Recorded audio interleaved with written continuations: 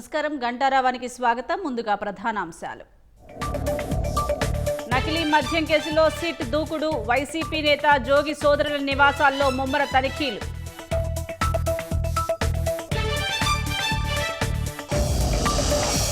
విశాఖలో 5.21 కోట్ల విలువైన గంజాయి దహనం. డీజీపీ హరీష్ గుప్తా సమక్షంలో మత్తు పదార్థాల ధ్వంసం.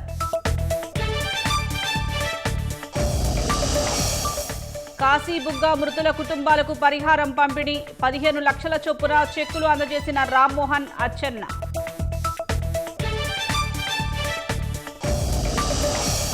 లండన్ చేరుకున్న సీఎం చంద్రబాబు దంపతులు. ఘన స్వాగతం పలికిన తెలుగు కుటుంబాలు.